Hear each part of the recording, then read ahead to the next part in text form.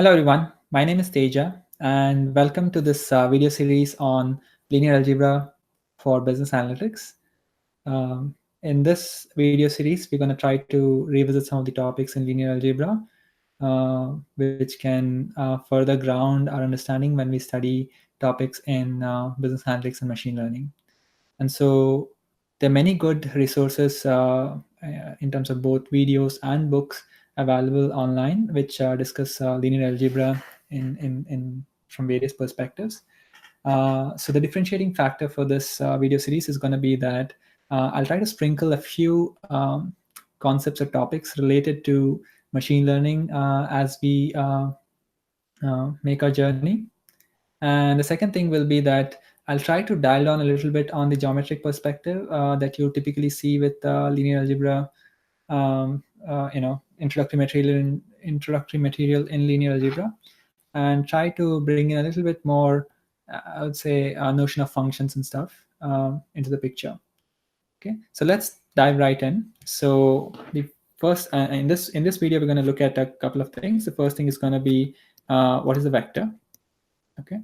And there are a couple of viewpoints of what a vector is. For us, it's just going to be a collection of numbers, and these could be real numbers. So let's say I have a number 2.1 and I have a number 5. Okay, so I'm going to use elongated brackets to represent a vector. So it's just a collection of numbers. Note that this vector is not going to be the same as another vector, which is 5 and 2.1. Okay, so these two vectors are different. Okay, these two objects are different, and so if you're coming from a computer science perspective, you can just think of them as just lists. Okay, like lists in Python. There's actually another perspective, which is that a vector. Okay, another perspective, which is that a vector can also represent a function. Okay, so this vector here is in 2 dimensions, and you can also have a vector which is, for example, 3, 5, and minus 1.1. So this is in 3 dimensions. Okay, and dimensions just corresponds to the number of coordinates or number of indices that are there in this vector. So the first index has the number 3, second index has the number 5, and the last index has the number minus 1.1. Okay. Now, a function. So what is an example function? So think of a function which is y is equal to x squared. Okay, where x can be a real number. Okay, which means that x lies on the real line, and the function itself evaluates to something like a parabola. So for every value of x on the x-axis, okay, there is a value corresponding to the function, right?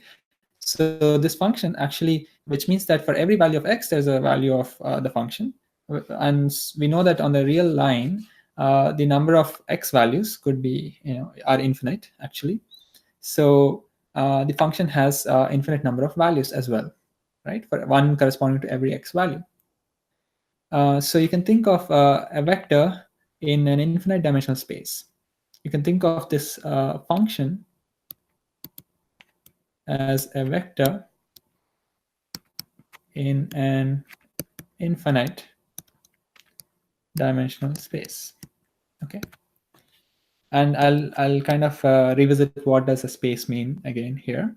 So this is something that we'll get to hopefully periodically in subsequent videos. But for now, let's come back to this finite dimensional representation, finite dimensional picture, which is that vectors are just collection of points, a collection of numbers, and they have a dimension, which is the number of coordinates, a number of components that are there in this vector representation. Okay, now 2 and 3-dimensional vectors can actually be visualized, and this is what you would see in some other material, which is that, for example, if it's a 2-dimensional vector, let's say the vector is 2.1, 5, then then I can draw it on a coordinate system. So what does a coordinate system mean? There's an x-axis and there's a y-axis, similar to what I drew on the right side over there. So there's an x-axis and a y-axis. And the 2.1 comma 5 would be a 2.1 maybe is over here. 5 would be 1, 2, 3, 4. Oh, if 5 is going out. Okay, let's say there's a 5 here. Okay, so you can draw a arrow from the origin, which is the 0, 0 location here, to a point which is which has its x coordinate equal to what's it equal to 2.1 comma 0, and y coordinate equal to here, y coordinate equal to 0 comma 5, right? So this arrow representation is useful in 2 dimensions, and in 3 dimensions you can imagine there's a third axis, z-axis, and you could have a arrow in 3 dimensions. Okay, it's easy to visualize. But as you can imagine, if you have a 100-dimensional vector or maybe a 1,000-dimensional vector, then you can't really imagine this spatial from a spatial viewpoint. Okay, so that's what a vector is. Now let's see. So what can we do with vectors? And we'll see more operations later on. But with vectors, you can add them and you can scale them. Okay. So what does adding 2 vectors mean? You just add each coordinate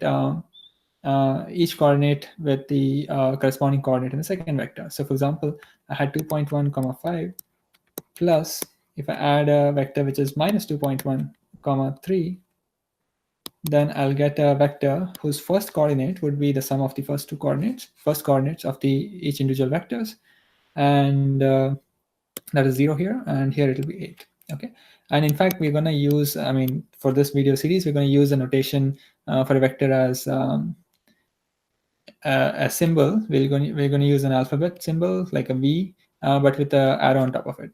Okay, so for example, this could be a vector A, and this could be a vector B. Okay.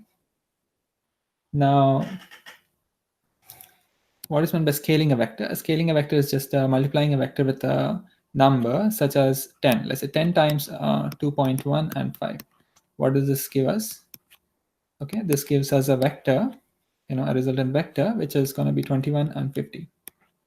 Okay, so I can add a bunch of vectors. I can scale a vector. Okay, so these are some couple of very basic operations that we can do with it.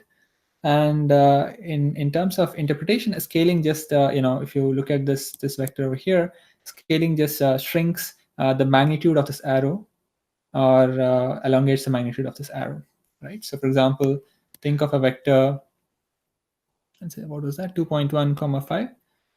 If I multiply it by 10 times, then you can imagine there's another vector which is like much longer than this one, but pointing the same direction. Okay, so the arrow perspective is actually bringing in the direction and magnitude perspective to vectors, but you really don't need that. A vector is just a collection of numbers, and a collection of numbers, we can also call it a point. Okay, a point in 2 dimensions, for example, a 2-dimensional vector, or a point in 3 dimensions, a point in 100 dimensions. Okay, so that's a vector. We'll also, I think previously I alluded to something called a space. So let me just very quickly mention what a space is. And by the way, I'm going to be very informal throughout this video series. So a space for us is just going to be a collection of vectors. Okay, for us, it's going to be a collection of vectors. For example, in the 2D case, what is our space? Our space is going to be the whole 2D plane, because think of a 2D plane which is extending everywhere actually. So this is the x-axis and this is the y-axis.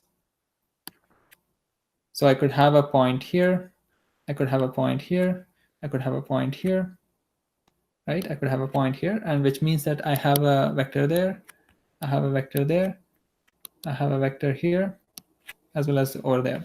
Okay, so for us, this collection of vectors which are in the 2D plane is essentially, that collection is going to be called a space. Okay, that's a vector space for us. And for example, in the 2D plane, for example, we can have the notion of a distance between 2 points, right? For example, we can call the distance as, for example, y1 minus y2 the whole square plus x1 minus x2 the whole square, where what are y1 and y2? There's the point, let's say A, which is x1 comma y1, and point B, or vector B, which is x2 comma y2. Okay, so given 2 points, given 2 vectors in a 2D plane, I can find a distance between them, and this distance actually is called the Euclidean distance. Euclidean distance, and then the space would be called a Euclidean space. Okay, and at this point, it's not clear how all this is related to machine learning, but only I'll just make one comment here, that a vector in many machine learning applications is essentially an observation, or what is typically called a feature vector.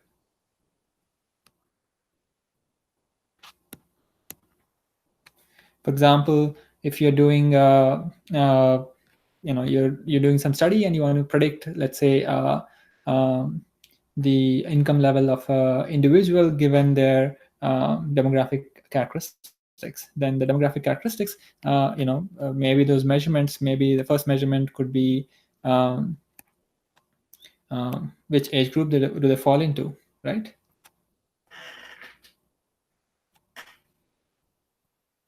And the second measurement could be, for example, what is the education level, and so on. And you can just collect these as a ordered collection of measurements, and this would be, for example, could potentially be a feature vector for you. Okay, so we'll discuss more in the next video. Thanks for watching.